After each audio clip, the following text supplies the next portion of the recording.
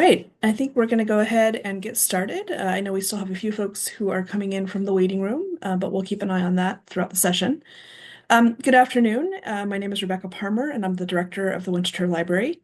I'd like to thank you all for joining us for the first event in our Fresh Perspectives Symposium series. This is the first of 4 conversations that will take place throughout 2025, aimed at highlighting the voices of the next generation of rare book, manuscript, and special collections professionals, scholars, and enthusiasts. Our thanks to the Bibliographical Society of America for their support of this program. Before I introduce our moderator for today's conversation, I'd like to start by acknowledging that Winterthur stands on the indigenous territory of Lenapehoking, the traditional homeland of Lenape. As we honor and respect the enduring relationship that exists between these people and nations and this land, we also commit to taking meaningful action to strengthen our relationships with the Lenape community and to assist in uplifting and upholding their sovereignty and their self-determination. And now it brings me great pleasure to introduce today's moderator, my colleague, Ali Alvis, who joined the Winterthur Library in 2023 in the inaugural role of Curator of Special Collections. You might also know Ali from their popular social media presence, Book Historia, where they share the colorful, wonderful, and sometimes downright bizarre world of rare books and special collections with audiences from all over the globe. Ali is going to introduce our panelists for today's conversation, and with that, take it away. Thank you so much, Rebecca, and thank you to all of you for joining and for being excited to tune into these conversations. I know that I am very excited to facilitate this chatting between these 3 very exciting people. So I will go ahead and introduce them, and then they will say just a little bit about themselves. So in alphabetical order, we have Jullyana Araujo, a PhD student in museology and heritage in the Museology and Heritage program, which is jointly funded by the Federal University of the State of Rio de Janeiro and the Museum of Astronomy and Related Sciences. Next up, we have Sarah Finn, who is a librarian 3 in the Special Collections Department at the Milwaukee Public Library. And finally, we have Jordan D. Ross, who is a PhD student in education and history and the winner of the 2024 David Ruggles Prize for book collecting. So very cool people. And I will first ask Jullyana to introduce herself. Okay, can everyone listen to me? Okay, so hi, I don't know if it's afternoon for you too, but good afternoon or good day or good morning. I am Jullyana Araujo. I am a PhD student right now in museology and heritage, but I am a bachelor in librarianship. My interest in collecting is funny. I was thinking about it. Despite being a librarian, I am not personally very into collecting a lot of things. I have small collections of things like keychains. I love collecting keychains. But besides that, nothing really that, I want to collect this. But beyond this, I am involved in collecting right now because of my PhD. It's where I'm really actually thinking about how we collect and why we collect in museums and libraries. So this is where I'm at right now. Thank you for inviting me. Thank you, Jullyana. Sarah, you are up next. Hi, my name is Sarah Finn. As Ellie said, I'm the Special Collections and Archives Librarian at Milwaukee Public Library. I primarily work with our local history collections, a lot of history of Wisconsin material, but we also have a really great rare books collection, and I've done a lot of programming with that.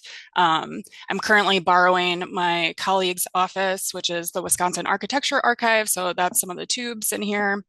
My office is a little bit noisier, but Yeah, and then also besides my work as a librarian, I'm an independent researcher who is looking at the history of natural history illustration. So I've done a lot of research at libraries around the world, looking at their collections. I've definitely have benefited from people who have collected these things and then donated them to libraries. So then like really investigating those collections, especially at the University of Wisconsin-Madison. And then I document that research on my Instagram account, Romance of Books. And then I also do some personal collecting. Mostly it's 19th century natural history books. So it's when things were starting to become really mass produced, but some of them still include hand processes like hand coloring. So I have a small personal collection as well, and very happy to be here today. Thank you, Sarah and Jordan. Good afternoon, everybody. My name is Jordan Ross. I'm a PhD student in education and history at the University of Pennsylvania. And my research interest is also on collectors. So I study Black collectors here in Philadelphia during the 19th and early 20th centuries.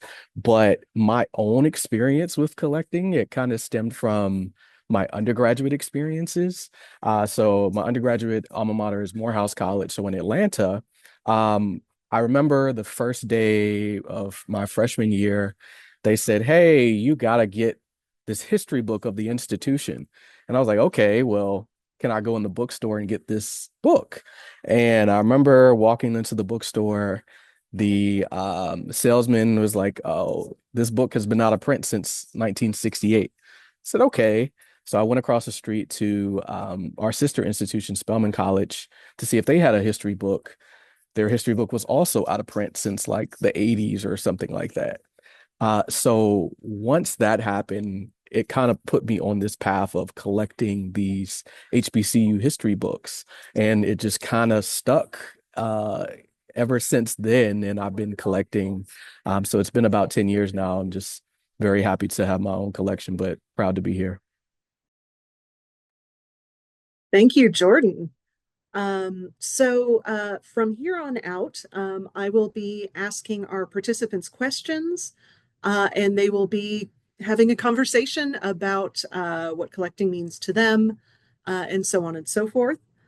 The last half hour will be for audience questions. So if you think of any questions as we are having our discussion, please drop them in the chat or write them down, and we can come back to them later. But Jordan kind of gave us a sneak preview of the first question I would like to ask, which is what first drew you to collecting or working with collections? And feel free to just jump in as you feel moved. I don't want to call on anybody and say, like, now you talk. I'll go. So, I've worked in libraries a really long time. I started as a circulation assistant at a branch library here in Milwaukee, but it wasn't until I took a history of books and printing class in college at UW Milwaukee with Max Yella, who's the head of special collections there, that I really started to think about how books were made, their long history, all the people who are part of that. And so that really made me want to become a special collections librarian, especially he's very into like community engagement, not just on the university campus, but making it a very public collection. And I really wanted to turn that that perspective or like that ethos like towards my work at the public library, because working here for so long, beginning to work at Central Library and knowing what amazing collections that we had and how they could be utilized in new ways, really, it was inspiring. So for me, my interest in working with collections came from researching preservation, because primarily my research was about preservation and risk management and everything about that, preventive conservation. in my master's, and before that in university, I tried to apply a few preservation things to special collections. So when I got to know special collections, I was like, oh, okay, this is nice. This is nice. I mean, is different from our normal collections that we deal with in libraries. So when I was writing my master's that was about risk management, I stopped and I just had this thought of, why do we have special collections? Why do they exist? I mean, how do they appear in our libraries? So I wrote a chapter, I think, about it, half a chapter, I don't know. And then when I was thinking about my PhD research, I was like, you know what? I'm going to talk about collections. I'm going to talk about collecting. But I wanted to kind of apply it to museums. So in my PhD, I am trying, still trying, to apply museum theory to special collections in libraries.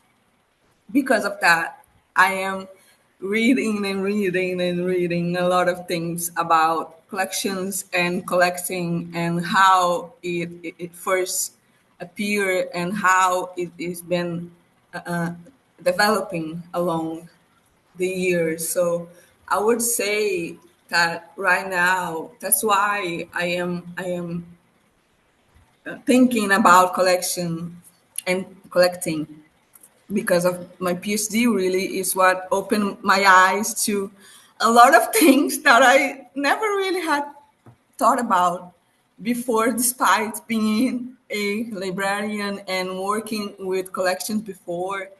I never really had thought about this deep, so now this is a constant thing in my mind. Why do we collect? What are we collecting? And I'm gonna see where it takes me eventually.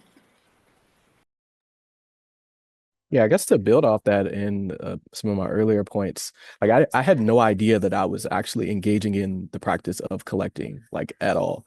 It was something that was like unconscious to me. Like I just collected the things that I wanted. Like so I wanted to know about the institution of Morehouse College, and I had to get this book.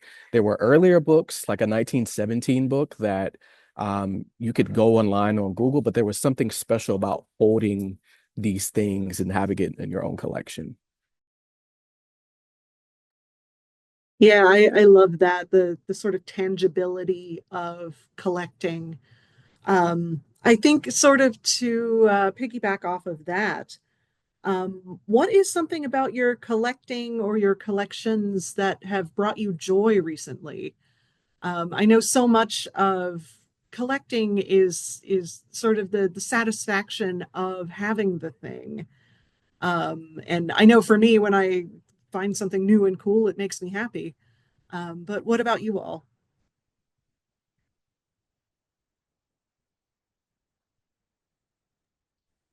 So I'll talk about my personal collection a little bit. So I am a librarian, but I do engage in some personal book collecting, primarily about what I wrote my history master's thesis about, which was the Naturalist Library. It was a book series published in Scotland between 1833 and 1843.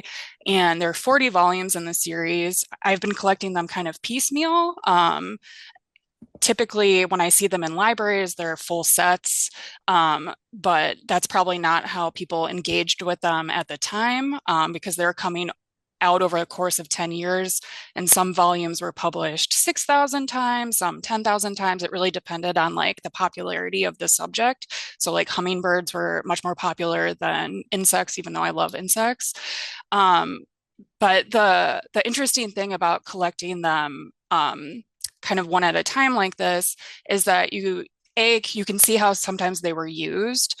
B, you could also see some like not like things that are a little bit odd or strange. Like, so these are mass-produced items, but typically they were published in a cloth Morocco, like mimicking a leather.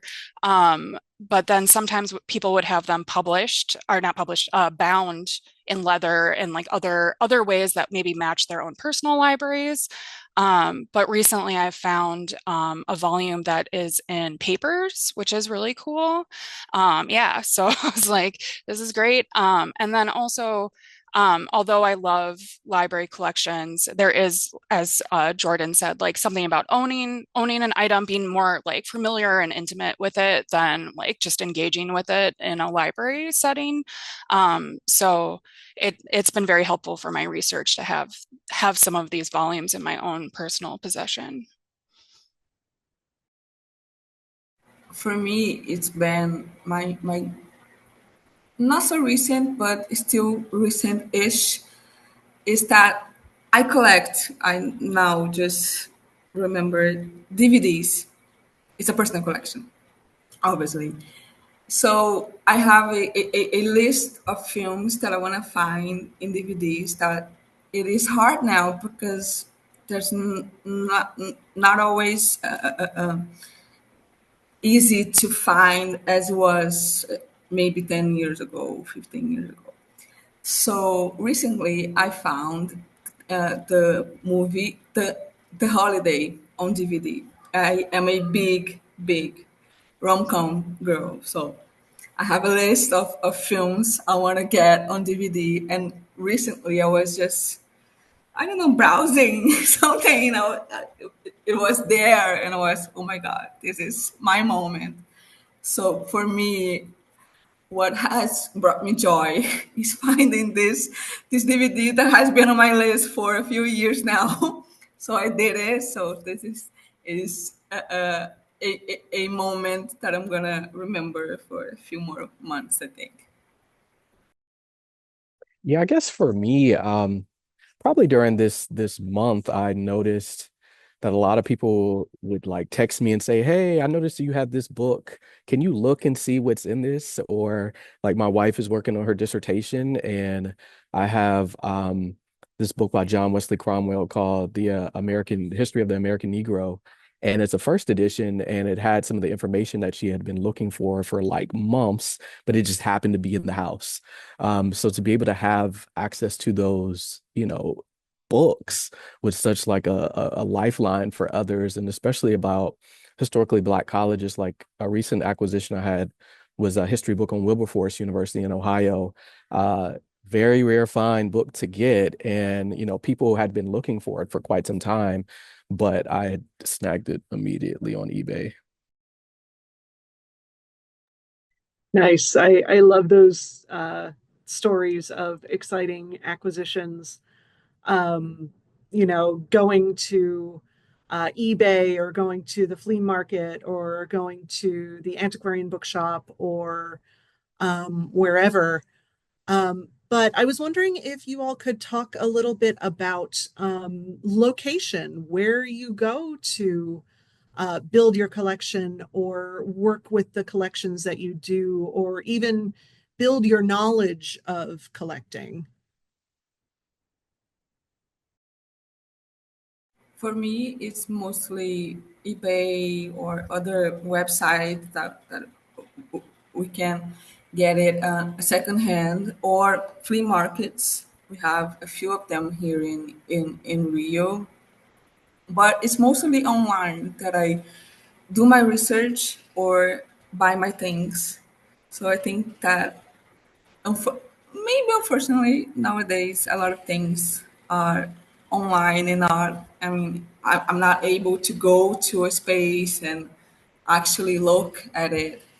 So I think there's also the importance of having these places, these fairs.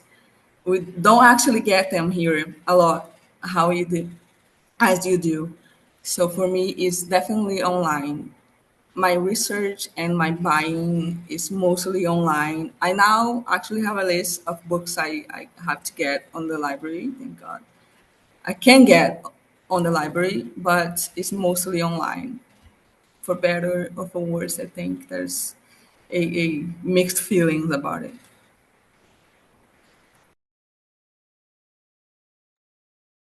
Yeah, I would agree. A lot of my purchases for my personal collection are online. I would say some of the things, so we don't have a huge budget for purchasing items at the public library, but there are interesting ways of acquiring things in person. So Milwaukee or Wisconsin generally has a really great printing history, and I've kind of uncovered that over time.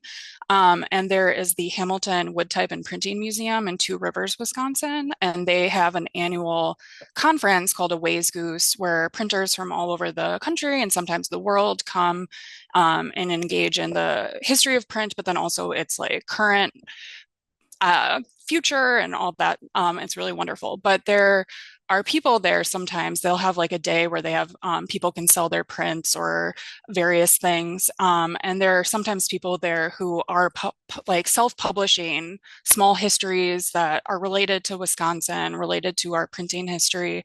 So that's been a really interesting avenue of acquiring things for the collection. But yeah, I would agree. A lot of stuff's online. I know that some old school booksellers are not too happy about that development.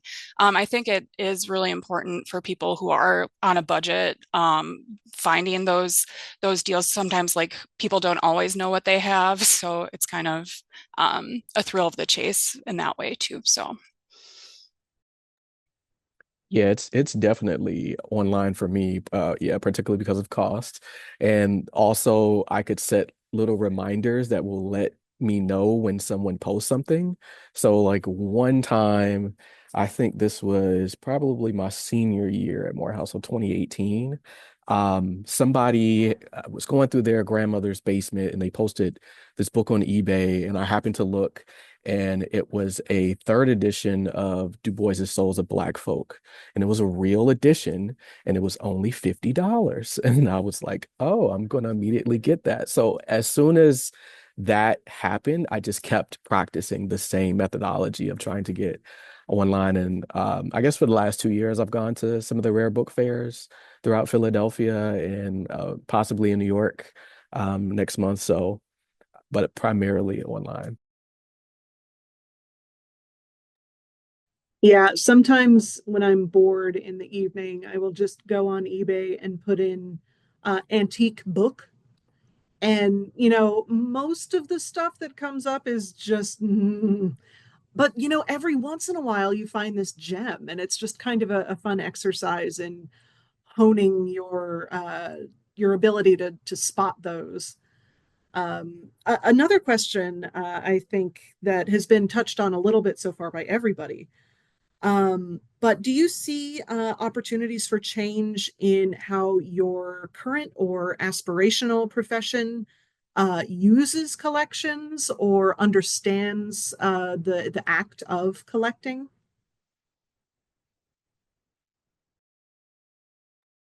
I guess I can go. So I mean, I'm actively trying to do that now, especially historians of education have not really implemented collectors as educators. So I'm thinking about that capacity about Black collectors and bibliophiles here in Philadelphia. And I guess we're just working with Penn in the special collections. So for example, like uncovering that Robert Purvis's book collection was at the University of Pennsylvania since like 1890, and no one knew. It was like in the backlog and got lost. So trying to actively weave in these conversations so that both the field of education and the disciplines of history are actively having that conversation. Yeah, I'm also trying to do that by, I think we don't use collections, special collections here as we could then using them, we could be using them. So I'm trying to maybe let's use raise awareness for how we can use them and what they mean, so they can be more used by undergrads, by grad people, whatever, because sometimes they are just like collections in a room. They are not together, they are not understood. So not only me, of course, I'm not discovering anything, but I'm trying to add to the mass of people that are trying to make collecting and special collections more a field of study. Let's just put it like that. Yeah, I think at Milwaukee Public Library, we're going through an interesting period where we're looking at a lot of our own history and how we've historically collected. And there's a lot of things where it's like you have no idea why you have it, where did it come from, all that type of fun stuff. But it is an interesting time because most where we rely primarily on donations, and then also our archives continue to grow, but not so much our book collection, and kind of being like strategic about that. But I would agree where it's like I think the field as a whole in special collections is moving towards a more open perspective and trying to get all sorts of people into these or being able to access these materials, our shared historical heritage. But it's still something that needs to be advocated for. I had high hopes for like sort of like I said earlier, using the training that I had at UW Milwaukee, working with Max Yella and like doing that here at Milwaukee Public Library. And I have been able to have programs where the public can view these items, but that was not without some big discussions around security and all that. So it's definitely still a developing field. Yeah, absolutely. Um, I don't mean to call Jordan out, but just sort of in the face of this sense of, as special collections professionals and book collectors, I know that a lot of folks, they want to share what they're doing and share what they're working on. But there is, I think, some both perceived and real hesitancy in special collections to reach out to audiences that haven't necessarily seen themselves in special collections or seen themselves as collectors. Jordan, I'm just wondering how you found out about the Ruggles Prize. Because I know that, like, in my networks, it was like, wow, but I am a huge book nerd. And as someone in education who isn't necessarily pursuing a degree in librarianship, but is an active library user, like, how did that sort of come to your attention? Yeah, so it's a funny story. I guess my first year at Penn, I saw that they had the Philadelphia Rare Book Fair and or find like I was like, oh, well, this is interesting because my interest, I already knew I was interested in Black bibliophiles and collectors at that time. So I went there, but I just happened to see like this like little slip of this bookmark with David Ruggles. I'm like, I know who David Ruggles is. This is very interesting. I had no idea that there was a prize for collectors of color.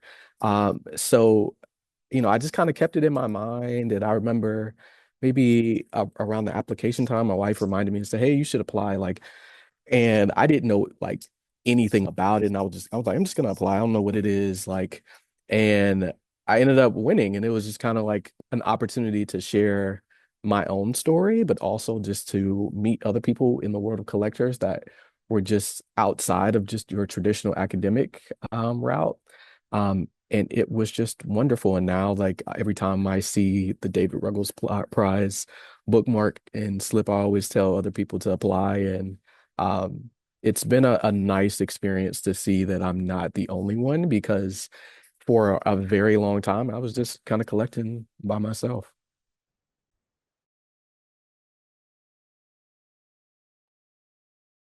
Yeah, it's amazing how that kind of information circulates. Little known fact, I won a book collecting prize in my undergrad for a collection of like popular audience linguistics books. I was a linguistics major in my undergrad, and I genuinely don't remember how I found out about that competition. It's just I happen to be in the right place at the right time for like a little advertisement to hit me. And it's so interesting. And I know Jordan talked about it before of like this realization that what you're doing is collecting. I know like professionally as like someone who works with collections, like obviously those are called collections. So obviously that's a collection. But there's this sort of distance sometimes between a personal collection versus something that is sort of canonical, held by an institution, or collected by someone with a big name or something like that. So I guess I'm kind of curious for all of you, what is your personal favorite thing about collecting and even using your collections? I think finding the thing that you want is my favorite.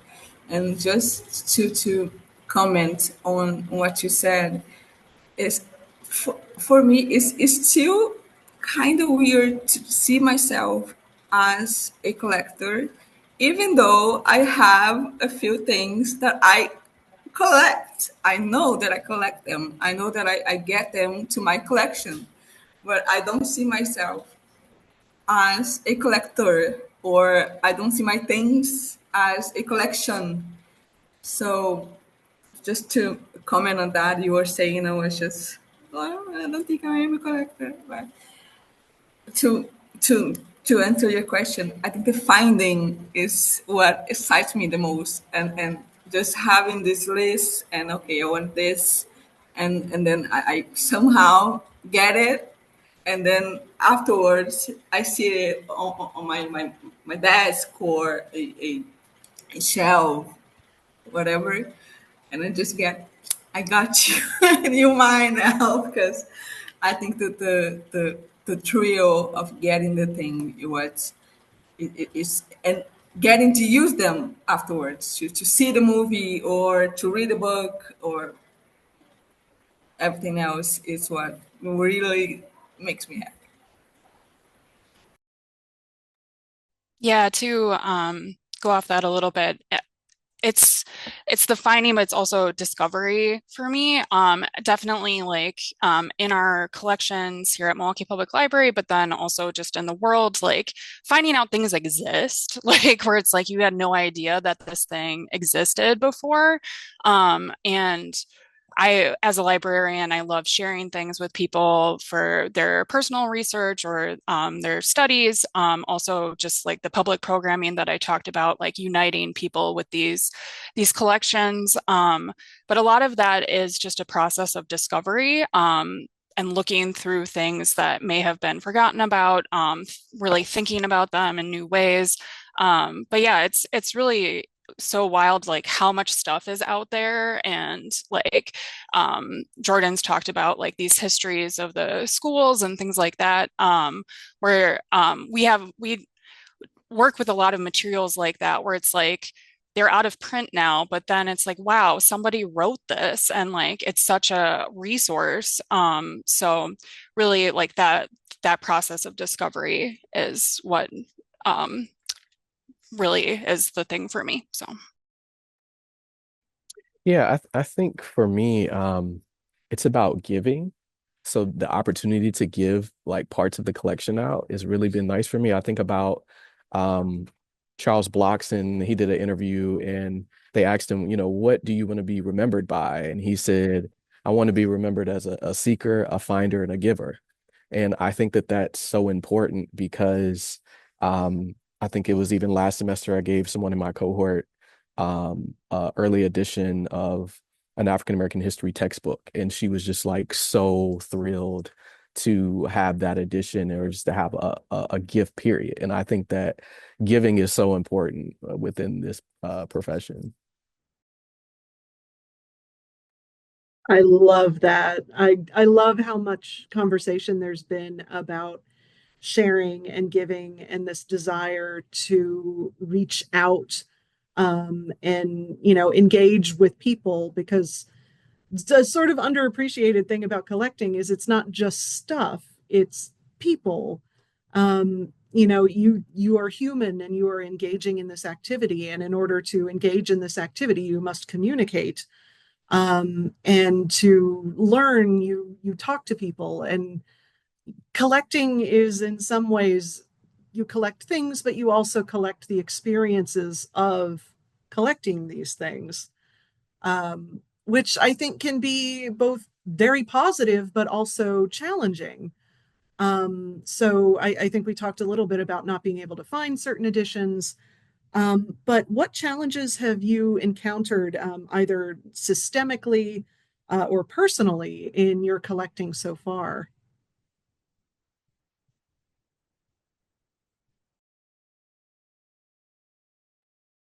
I guess it was sometimes people are catching on to the stuff that you're trying to collect, and you'll see, you know, throughout the years, the prices go up, up and up and up. And I feel like I've been in school forever, so I've been a graduate student for quite some time. So just those obstacles of like just knowing like that you finally have found this item for years, and it's like I cannot afford that. Like, you know, I might have saw a book that might have been $40 one day, and then it's $2,000 within 3 to 4 years. So the popularity of whatever you're trying to collect, that has become a bit of a barrier. I agree. I agree totally with Jordan, because sometimes Sarah said, sometimes we discover that a thing exists, that it is there, and we can get it, but then we get there and it's too expensive. So for me, it's also the price. Most of the time, I think it's the price. Yeah, kind of going off of something I said earlier about advocacy within our collections, and having some of the conversations around like how do you provide access to these materials, and that there are lots of different opinions, and it's not always just your own, or your own professional experience. I think it's also working for, like, I work for a city library, and we have a budget that is also competing with things like police and fire and the health department. And also, typically, people tend to think of public libraries as like children's collections, which is wonderful, like summer reading program, all those things. My mom was a children's librarian. So I understand the importance of early literacy and things like that. But I think sometimes our historical collections aren't as valued, even though like they are these things that are important to people for so many different reasons. So I think sometimes it's that the struggle of that advocacy for these things, and getting the right preservation, but then also the idea that they are meant to be shared. So Yeah, I'm going to call Jullyana out now. I know that you do some work with especially environmental issues in collections. And in this sort of strange time of different environmental challenges that I think people are taking more and more notice of as they become more personally relevant to larger subsets of people. Are you seeing any changes in how people are thinking about what you do? Is there more attention? I'm just sort of wondering if you could tell us a little bit more about how your work intersects with the environment, but also this sense of sharing. I am, but it's still very slow. As I said, my research ever since undergrad has been in preventive conservation. I have a Instagram page about it where I talk about preservation and everything else related to it. But it's always been more basic stuff, things that is simple, but people need to be reminded of from time to time. But recently, I think because of climate change and unfortunately everything else, I think people are getting more and more aware of how these changes impact our collections. So we we are trying to get people to acknowledge, I would say, this and try to work with the preventive mindset and not only a response mindset, because I'm not sure if you guys are aware of this, but we had in May last year a big flood in the south of Brazil. It was horrible, horrible, horrible, like a lot of water. And we had a lot of damaged collections, museum collections, archive collections, library collections, a lot of them very damaged. For something that I want to say could be prevented, but could be less damage. So I think I'm not sure I am answering your question.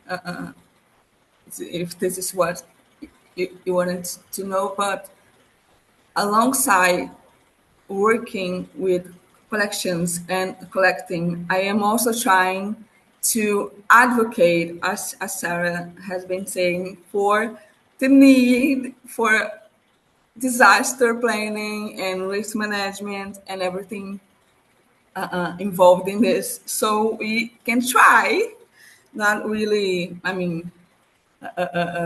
stop this, but try to be more prepared for when this happens, because it is going to happen. It is going to affect not only our collections, but I think the way that we collect also is going to be affected in the future. But we are trying to see if people get this mindset, but it's not always easy. As Sarah said, it is very difficult to get people, and by people, I'm not only saying library managers or museum managers, but the upper people to understand how important it is to plan to this climate change things. I hope I could um, answer you. Yeah, that was perfect. And yeah, that gets at so many interesting things that I think tie into what all of you do, both personally and professionally, and what you aspire to do. Jullyana, you said earlier, I think in one of your first statements, you said, why do we have special collections? Which I think is a really important thing to think about. Like in this time of global change, it's hard to take things for granted, especially this sort of age-old practice of collecting. Even the conversations that we have around it have changed remarkably, not just in terms of the content of those conversations, but even the media of those conversations. I mean, here we are on Zoom, in front of an audience from all over the country and maybe all over the world. I haven't looked at where our attendees are tuning in from. But sort of bringing it together and understanding collecting in a new way, which I think can be distilled into a very, very big question, which is why? Why do you collect? And I know that you've spoken a little bit about what got you into collecting, but what sort of keeps you there? How do you rationalize it to yourself when eggs are $7 a carton, or the budget says you can't buy staples? I for me, it makes me happy, plain and simple. It makes me happy. So I try to do a little thing that makes me happy from now and then. So I think it's important, so we can keep saying, I would say. So I collect because it makes me happy. The discovery, the finding, the buying, the getting, it makes me proud to be alive. I would say, okay, this thing gives me a nice feeling. So primarily, I mean, personally, because it makes me happy just to do all of these steps to get what I wanna collect. That's why I keep my collections also, because I like getting information from them. I like watching or listening or just having these items. So I think that's just the reason. It makes me happy personally, and I think we should make things, we should do things that makes us happy. So I mean, of course, as long as it is possible with responsibility, let's not get into that and everything. But that's the reason. It's not a big reason or a deep reason maybe, but it is the reason. Um, I would say for me, it's that I love, it makes me happy as well. I also, I like being part of the conversation of like, and I'm sure Juliana too, as a professional, that just these changes are really interesting. And I know in school, we learned a lot about like community archives and like different ways of like who has these collections. Is it ethically appropriate for us to have certain things? So it seems like it's a very dynamic field right now where there are those big questions about like why do we have this? Who has access to it? Jordan, you talk about like being able to like lend or gift or share your collection personally.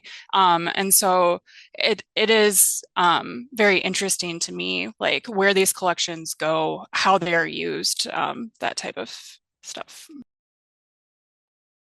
Yeah, it's interesting. I feel like I think about this question at least once or twice a month. But I guess for me is just I know that eventually I want to donate my collection, and I don't want to wait until like I'm like super old, like and you're like 75, 80, and you donate your book collection to your alma mater. Like I want to do it like sooner than that. So for me, it's just trying to collect. My why is to collect with a purpose and to make sure that there's a good amount of rare book materials that maybe a college or university doesn't have that will be used for future research or just for future use. Um, and yeah, and it makes me happy too because like I've tried to stop collecting. I have tried, but it keeps popping up. I love the sort of the fact that all of you are very willing to talk about how there's that emotional element to it, that it makes you happy, and also all of this other important stuff. But I think that it's important for professional collectors, booksellers and librarians and hobby collectors and everyone to sort of acknowledge that you know, it is fun to do this. And, even the challenges can be turned into not negative challenges, but just something to overcome. And I think with that in mind, what is something or someone who made an impact on how you collect or how you think about collecting?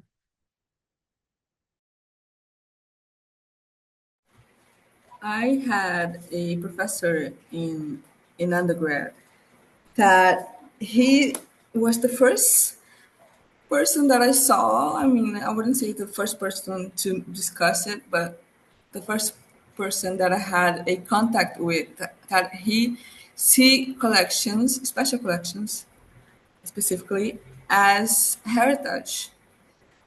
as someone's, a group of people or society, a country heritage. And I had never ever thought about it. So from this point on, I mean, that was maybe what, 9 years ago, 8 years ago, roughly. I kept thinking about it, so it has definitely changed the way that I collect because, like Jordan, I want to build something that I can donate. So I want my collection, personal collection, to have meaning. So to have like this is value for other people. And I want to also, as a librarian, to build collections that has this meaning for others. So for me, it's him. His name is Fabiano Cataldo, great professional, great professor also. So ever since he introduced us with a class to this, I have been okay. Now collections, special collections specifically, are heritage. So we have to build things towards this way of thinking. So definitely he has changed a lot of things for me. So I would say him. I have a few people, and I'll try to be very brief. But I think the thing that they all have in common is that they do have this generous spirit where I mentioned him earlier, but Max Yella at UW-Milwaukee, and he's been very inspiring for so many reasons, but then also thinking about the way he's shaped that collection. That has become like a really amazing book arts collection. They have fantastic artist books, but then also fine press books. And then he really engages with the artistic community here in Milwaukee. So if they have print collections, like he's actively collecting those. So I would say him. And then she's un unfortunately passed away in September, but Robin Ryder, who was the curator at UW-Madison Special Collections, and seeing how she shaped that collection, which had a very strong history of science background because of a very large acquisition in the either 70s or 80s, but then how like she purchased to kind of round out and like add more perspectives and dimension to that collection. So that's been very inspiring to me. And she was also incredibly generous and would talk to me every time that I would be there researching and would introduce me to people. And it was incredible. And then also, I've taken a number of rare book classes with Roger Gaskell, who I think he's retired at this point, an antiquarian bookseller, and then seeing how he is a researcher as well, and kind of this ecosystem of the booksellers and people who are selling to these institutions, but the relationships that they have with librarians and special collections professionals. I think for me, it was one of my undergraduate professors. His name is Ilya Davis. He was my philosophy professor. And that was the first time I really saw like someone's like library. Like, I mean, he had books everywhere. Like when you walk into his office, he has all these different books, and they're not just like rare books. They're like your everyday books.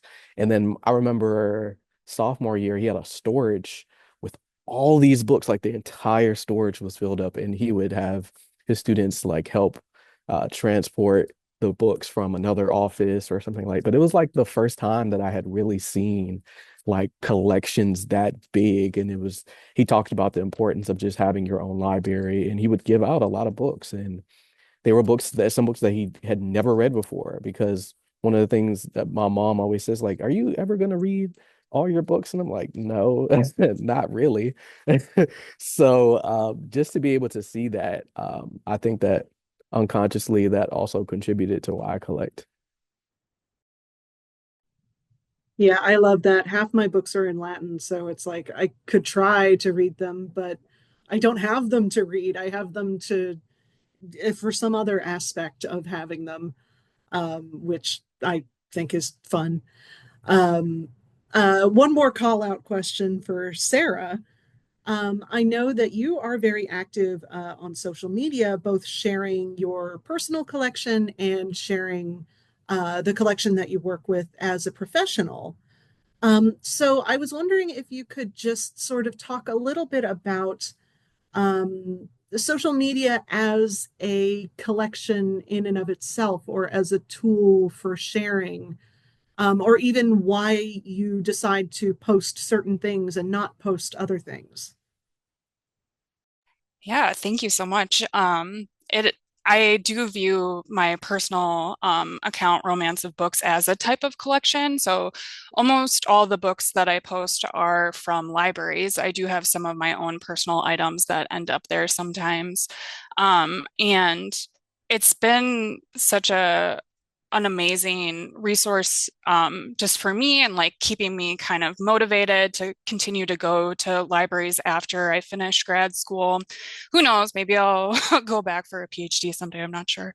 But um yeah, it's really great for me professionally just to like understand how other libraries work, how their catalogs work, how their reading rooms work, and seeing the physical items. And then I get a lot out of sharing them with people. And I've met a lot of really great people. I've met you, Allie, um, and it's been really wonderful. And I think it's been about 7 years now. So I started while I was still in school, and it's kind of continued. And that really gave me the experience to do that for my institution. So we have a very famous Milwaukee Public Library TikTok and general Instagram account. But then we also have the MPL Special Collections account where I share and try to get some of my colleagues to share things about the collection. And it's really a useful tool for finding new things, learning about the collection. It's great for when I'm thinking about programs like, oh, I saw that and I wrote about that. And like, so it's such a tool to, and that being able to connect with so many people is wonderful. Yeah, I Can I one, ask something? and yeah, Juliana, you also have a Just just to Sarah, very briefly, do you think that having this profile for not only your library where you work, but also personally has helped the collection, your collection where Yeah. you work? Yeah, I believe it has in the sense that I've heard from many people like, oh, I didn't know you had this. Like, I think, as I was saying before, like like the public library image isn't always like, oh, you have historical materials. Oh, you have a book that's 500 years old. Like, oh, you have this Wisconsin Architecture Archive collection.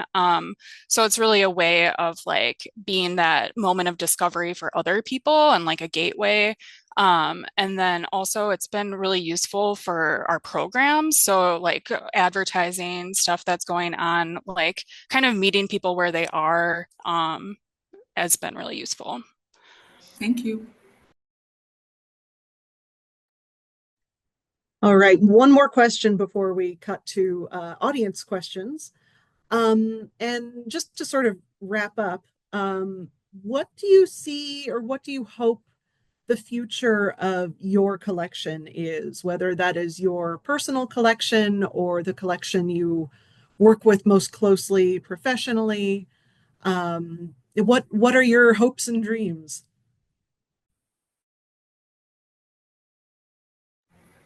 Personally, I want to see my collection grow as a meaningful one. I wanted to have items that are meaningful to me, obviously, but also can be of value for other people in the future. Maybe, I mean, it's a dream. Personally, and talking about my research, I want to see special collections be more and more understood and here in Brazil and in Rio. And I want to advocate for them more and more, and to really see them be useful, and see people discovering that these items exist. So that's it.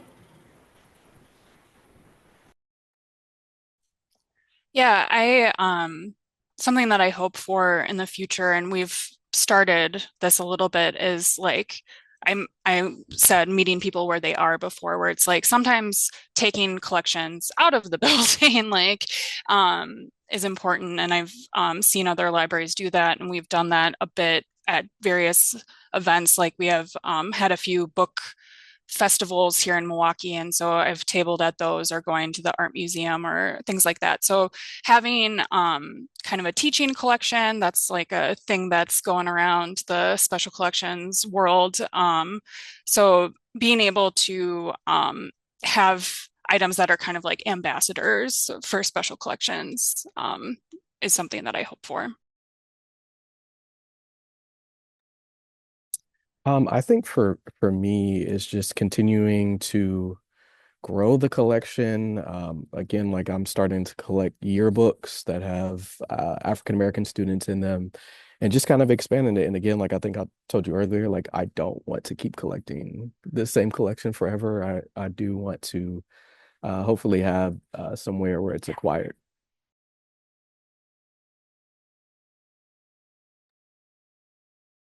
Well, thank you all for being here. And I think that is the end of me asking questions. So if you all have questions for you all, feel free to just unmute and ask each other. Also, please, yeah, if you raise your hand, I can unmute you if you have a question, or please put it in the chat. But Erin has a question.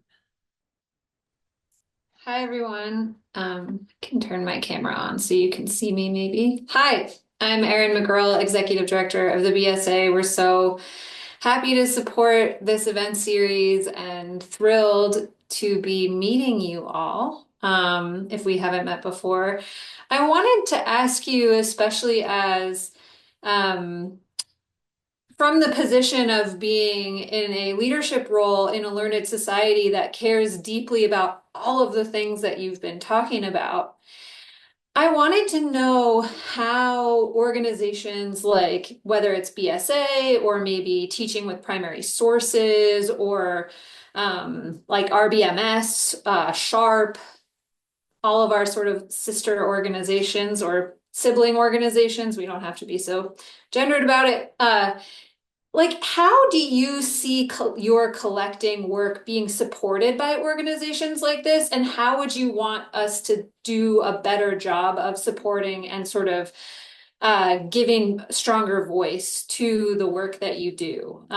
We think about this on the council all the time. And so if it's important for you, I really would love to know. Thank you so much.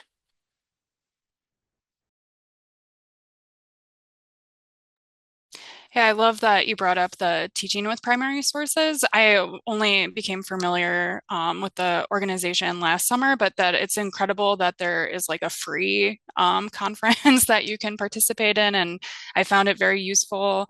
But then also, it's incredible that the BSA is funding things like this and having opportunities for people like us to be in conversation with each other is really wonderful.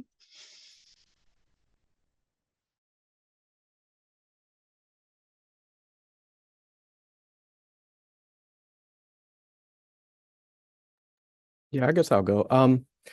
I guess printed media still works. I would say stuff like that, but I was already familiar because all of the scholars that I'm interested in were already publishing and or already a part of these various different organizations.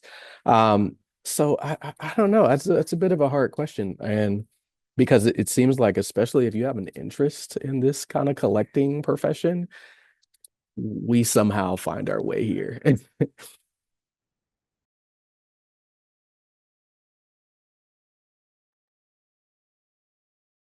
All right. Let's see. Next question we have is from Jesse Erickson.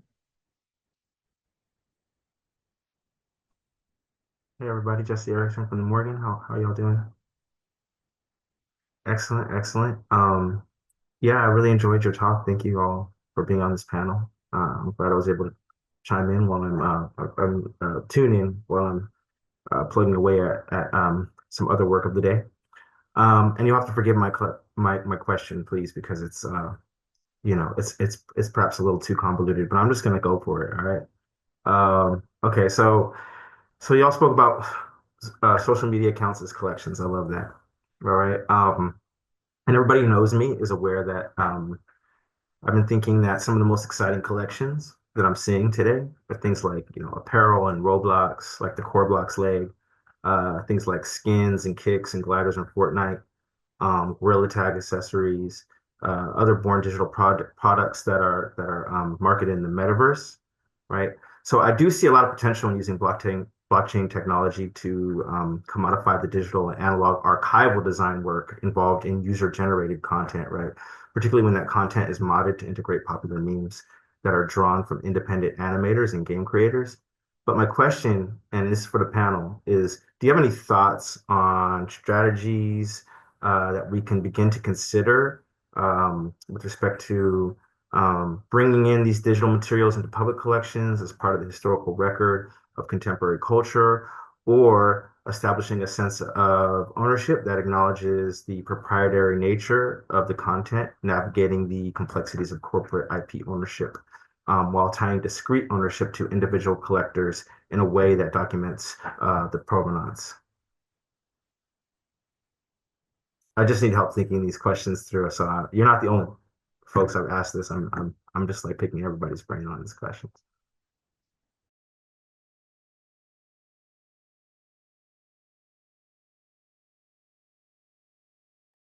And I know that it's deeply tied also to when you're thinking about blockchain and digital technologies, like although this stuff exists, it's sort of intangibly in the cloud and on the computer and whatever. It does have a very real environmental impact, and there needs to be space for servers. And even though the server is not in your house, that's an interesting sort of issue of the physical meeting the digital.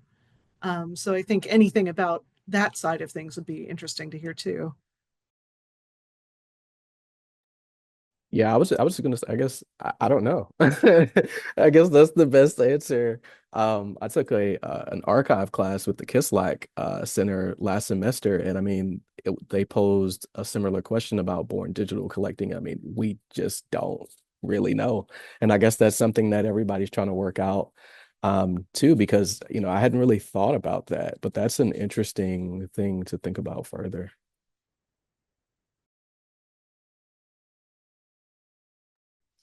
Yeah, I think with Milwaukee Public Library, there are some like institutional and governmental records that are born digital and that there is some plans for, but then also it's not an entirely new concept, but like we're we have a digital projects librarian who's hoping to work more with some of the like community archives or queer zine collectors in Milwaukee and like hosting those collections online, but maybe not like physically having them in our possession, but making them more accessible to the broader public.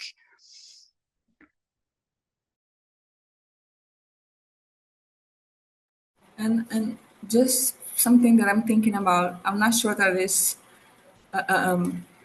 very what you asked, but I think it's important to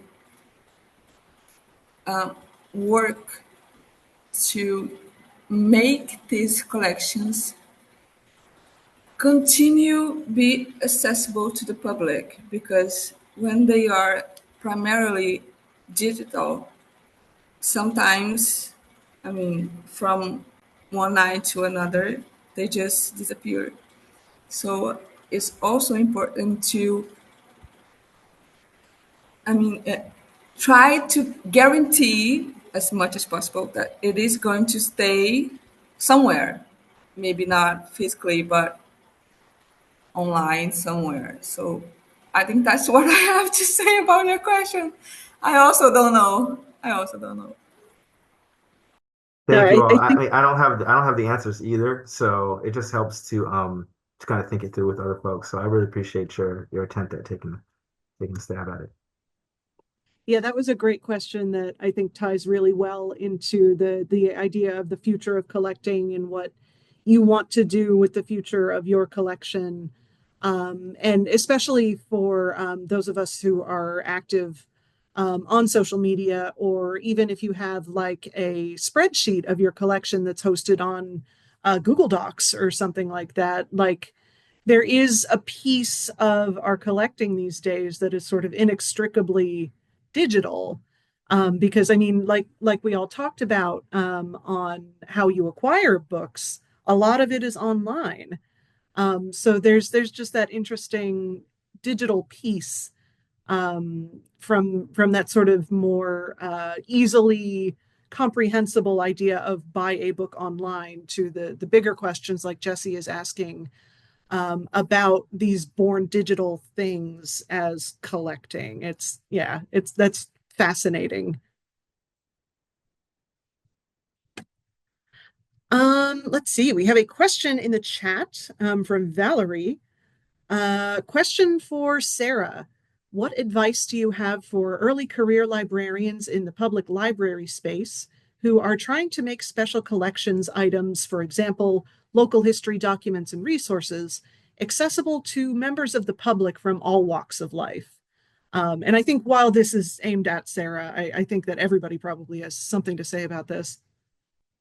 Sure. Thank you for the question. I would say I have talked a bit about programming. I think like the open house events that we have, they've really gained momentum and have become very popular. So I think having routine opportunities for people to come in without an appointment, without something that they're know that they want to look at is really helpful. And we've had ones that are definitely local history related. I did one on food and archives, which was fun and a fun way to explore the collection. And then we've had them on various other collections in our archives. And we've had some people who have later made research appointments who may not have before, that they were just kind of like they're doing it for their own personal fulfillment and not with anything, a goal in mind. And then also we've talked about it quite a bit, but I think if you don't already have social media in some form or fashion, to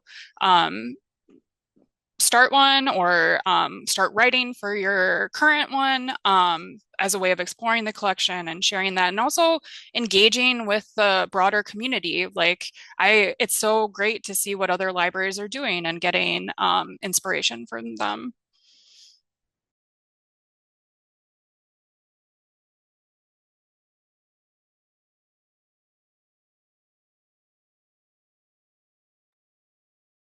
Jordan or Jullyana, do you want to say anything else about making material accessible? I know that we've kind of talked a lot about it, but it's such an important part of what we do.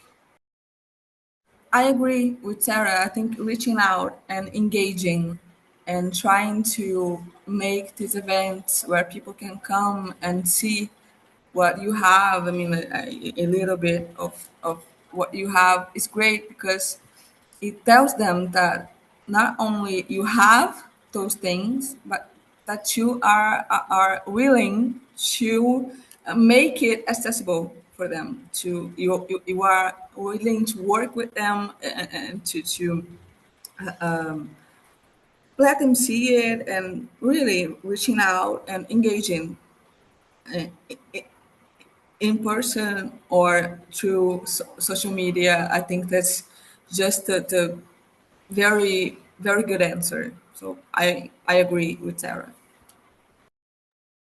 Yeah, and I was going to add to that of and even possibly, using digital exhibits to tease out collections. Like I have been to a lot of special collections places, like because they teased out certain things that are there that, I just had no idea was that certain repository. So I think that digital platforms definitely work. And I think digital exhibits are especially important for accessible for the public. Any other questions? Finch. Finch asks, what sort of criteria do you use in evaluating items for your collecting? Examples of things you've said yes or no to. Great question.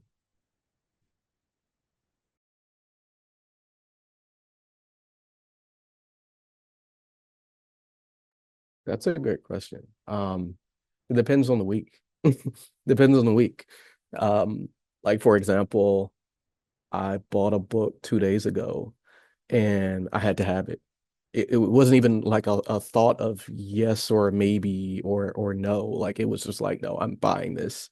It depends on the week. It depends on how I feel. But normally I would say most of the time I'm saying maybe. I agree with Jordan. It depends, but also I try to have a list. I try to have a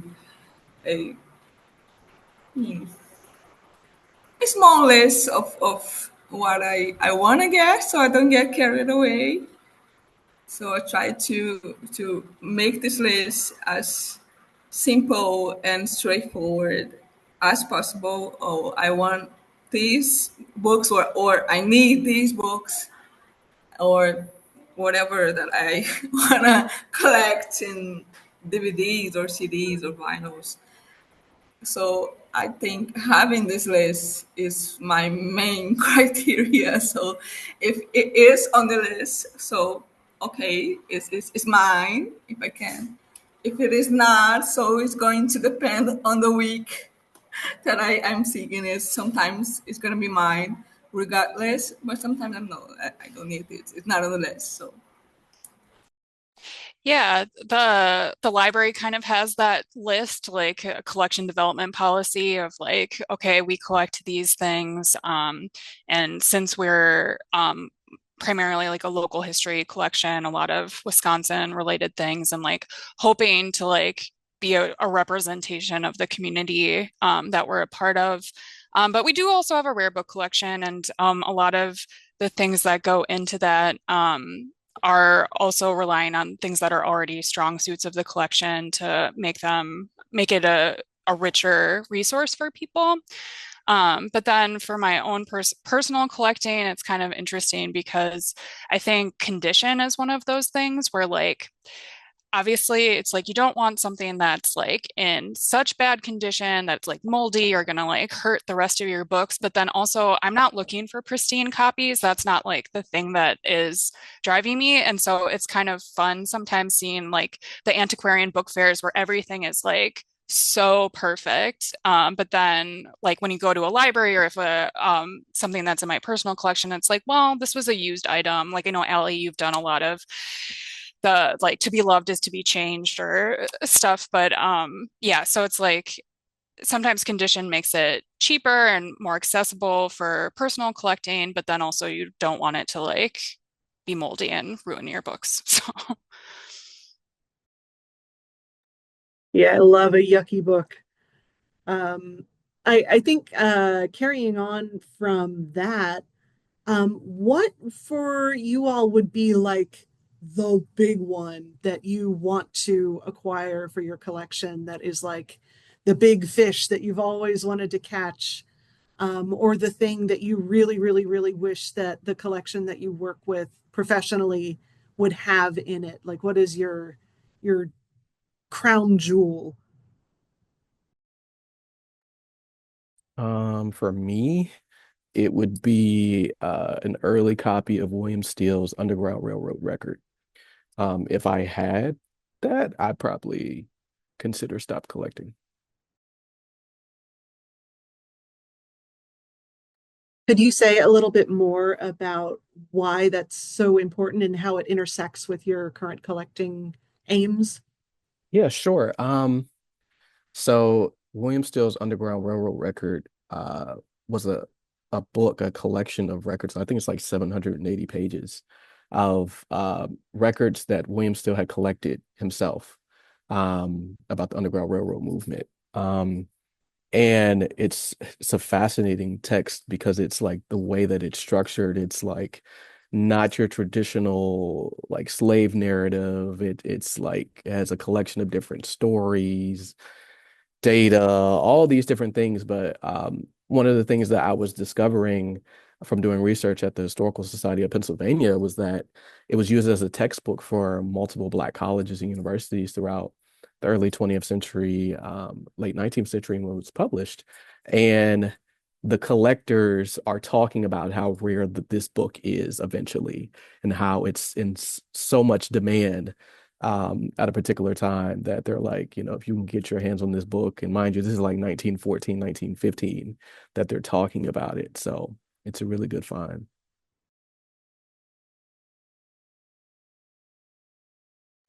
I can't think of anything right now that I would say is a big fish for me. I really can't think of it. I would say that they all are in the same level of value. I mean, personally, in my personal collection. So I would say I don't have it right now, but it can change. I think it will change eventually. Yeah, I don't really have the one. I think I would love to work for an institution. Like we have a great natural history collection where I work, and that's my own personal research focus. So it's nice to have those collections. There are definitely libraries with like even stronger history of science collections. So it'd be great to maybe eventually somewhere down the road work at one of those libraries. I wouldn't want to own this personally, but I would love to work at an institution that had Maria Sibylla Marion's Insects of Suriname or any of her books. I know Madison has some of her like decorative, like the floral pattern books. But I researched the history of natural history illustration, and obviously she's a really big person in that, and then also like history of women being part of that. So it'd be great to one day maybe work for a collection. I also wish we had a copy of Maria Sibylla Marion, so maybe one day. Does anybody else have any questions? Any members of the audience? Also, any of you questions for each other?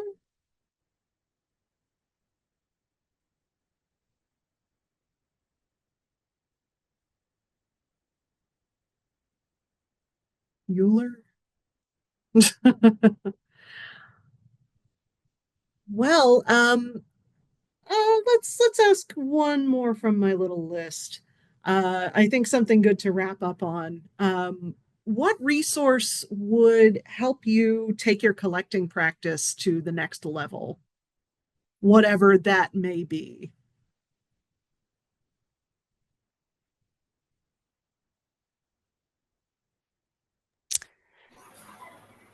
I would say money. I think like I said, I've worked for an institution where it's like we don't have the biggest collecting budget, so that's a big obstacle. But I've also benefited from the resources that are in the broader book history community, and I think there's a lot of free things that you can tap into, and then also things like Rare Book School, and they offer scholarships. I benefited from a scholarship early in my career.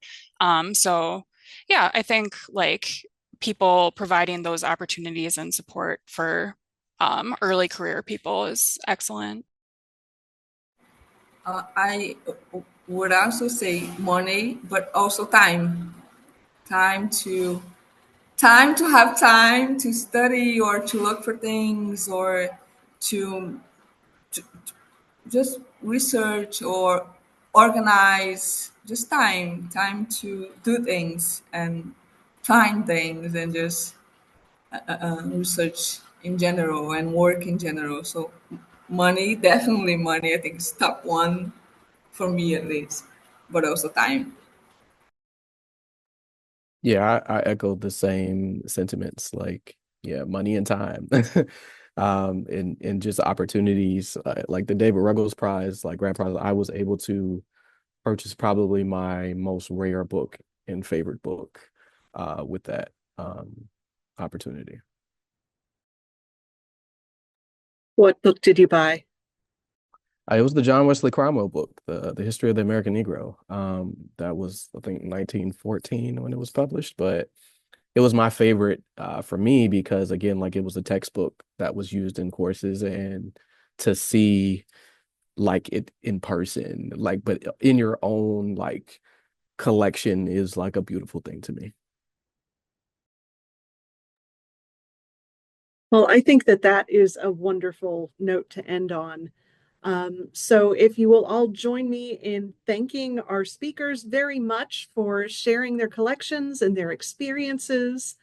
The chat is lighting up with thanks. Lots of little applauses. So thank you again from both Rebecca and I here at Winterthur for participating in this first symposium. We really appreciate your input, and we hope that making these connections between you all and with the folks who attended will be fruitful for your future collecting pursuits. So I hope that everyone has a good rest of their day. This was recorded. It will be shared on YouTube when it is available. So thank you. Thank you Thank you all. all. Thank Bye. you. Have a nice day. You too.